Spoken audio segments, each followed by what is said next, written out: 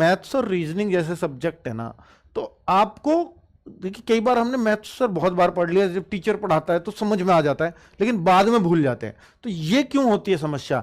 इसका सिर्फ एक ही तरीका है कि जब आपका टीचर मैथ्स पढ़ाता है ना आपको, तो उसके बाद आपको बुक से करने पर ही कॉन्फिडेंस आएगा। मैथ्स ऐसा सब्जेक्ट है, रीजनिंग ऐसा सब्जेक्ट है, इन दोनों सब्जेक्ट्स में ना प्रैक्टिस की जरूरत होती है बच्चों।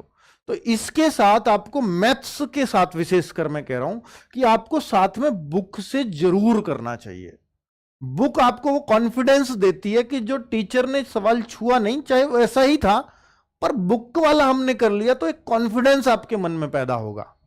और उसके जैसे अगर साइड बाय साइड कुछ और सवाल हो जाएंगे, तो जो मैथ्स का कॉन्फिडेंस आएगा ना, वो बुक करने से आएगा हमेशा। केवल क्लास के क्वेश्चन करने से या क्लास करने से कॉन्फिडेंस मैथ्स में कभी नहीं आ पाएगा। ठीक है, तो ये अब बुक कौन सी करें, तो मैंने आपको बता दिया, एसएससी जीडी का ही अगर आपको एग्जाम देना और यही निकालना है, तो एसएससी जीडी के लिए मैथ्स की बुक अपनी सफिशिएंट है, मोर देन सफिशिएंट है। ठीक है, उसमें सब कुछ है जो आपके लिए आ सकता है। क्या खुद के नोट्स बनाएं? बहुत सारे बच्चे क्लास में पूछते हैं, सर हम अपने नोट्स बनाएं या हम नोट्स से पढ़ें? बच्चे जब नोट्स तो हम आपको प्रोवाइड कराएंगे, चाहे आप बनाओ या मत बनाओ, हर क्लास के नोट्स आपको दिए जाएंगे।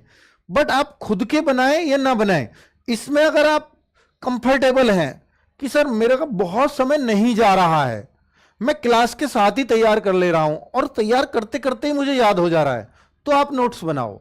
वरना तो आप अपना ना शॉर्ट नोट्स बनाओ कि बस मेन मेन पॉइंट लिखो, और उन मेन मेन पॉइंट, जैसे मान लीजिए आपके टीचर ने 4-5 पेज पढ़ाए, पर आप सिर्फ पॉइंट लिखो और उन पॉइंट को ही फेरो कि क्या इन पॉइंट्स को जो मैंने लिखे हैं कि इनसे मुझे पूरा टीचर का पढ़ाया हुआ याद आ रहा है, तो वो होता है शॉर्ट नोट्स।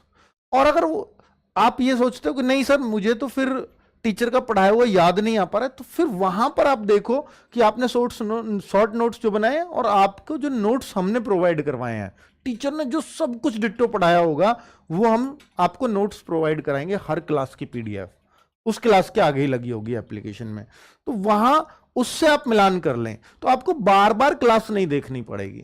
ठीक है, और बार बार देखनी भी नहीं चाहिए क्लास को, आप कोशिश करो कि मुझे एक ही बार देखनी पड़े। ठीक है, कि बार बार देखोगे तो वो आपका टाइम जाएगा, और उतना टाइम अब आपके पास नहीं है।